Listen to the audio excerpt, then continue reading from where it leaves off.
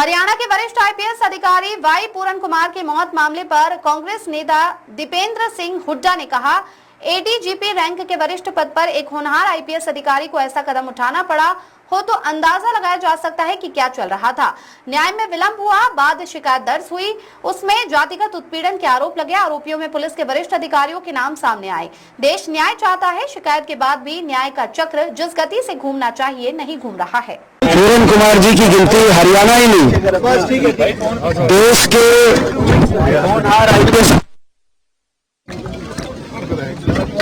ADGP rank के वरिष्ठ पद पे एक ऐसे होनहार आईपीएस अधिकारी को ऐसा कदम उठाना पड़ा हो तो आप अंदाजा लगा सकते हैं कि क्या चल रहा था। और उसके बाद क्योंकि न्याय में विलंब हुआ, उनके विलंब के बाद स्वयं एक वरिष्ठ आईएएस अधिकारी हरियाणा कैडर में, उन्होंने पुलिस में कंप्लेंट दी, चंडीगढ़ पुलिस में, जिस कंप्लेंट में जातिगत उत्पीड़न के आरोप लगे और आरोपियों में जो कानून व्यवस्था के मुख्य संरक्षक हैं, पुलिस के वरिष्ठतम अधिकारी, उनका नाम उस कंप्लेंट में आया। देश ये न्याय चाहता है और न्याय तब होगा जब निष्पक्ष जांच होगी और दोषियों को कड़ी से कड़ी सजा मिलेगी। लेकिन पिछले कंप्लेंट देने के बाद पिछले 2-3 दिनों में ये न्याय का चक्र है, वो जिस गति से घूमना चाहिए वो नहीं घूम रहा। आज आपने देखा परिवार की बिना सहमति के पोस्टमार्टम तक की बात सरकार ने सोची, जो कि मैं समझता हूं कि स्वीकार्य नहीं है। न्याय होना भी चाहिए और न्याय होता हुआ देश को दिखना भी चाहिए, क्योंकि ये इतना गंभीर मामला है।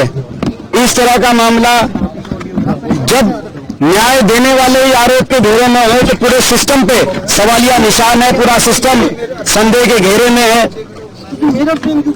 हम पूरी तरीके से पीड़ित परिवार के साथ हैं। आज श्रीमती सोनिया गांधी जी का भी संदेश पीड़ित परिवार के लिए आया, वो भी आपने देखा।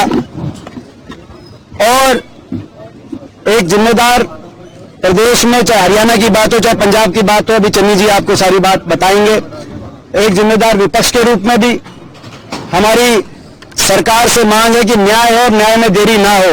देश की सरकार, प्रदेश की सरकार की तरफ टकटकी लगाए, ना सिर्फ दलित समाज लेकिन 36 बिरादरी, हर वर्ग, हर देशवासी देश की सरकार की तरफ देख रहा है कि न्याय हो और दोषियों को कड़ी से कड़ी सजा दिलवाए सरकार।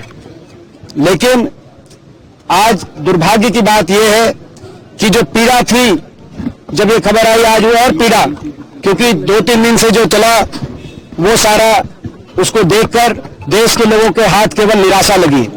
और इसकी लड़ाई हम लड़ते रहेंगे। एसपी रोहतक को जो आज एक ही जो भी आदेश आए हैं उससे पूरी संतुष्टि नहीं है। परिवार की संतुष्टि होनी चाहिए। परिवार की संतुष्टि में समाज की संतुष्टि है, परिवार की संतुष्टि में हम सब की संतुष्टि है, देशवासियों की संतुष्टि है। जो अभी तक कार्रवाई हुई है उस कार्रवाई से परिवार की संतुष्टि नहीं।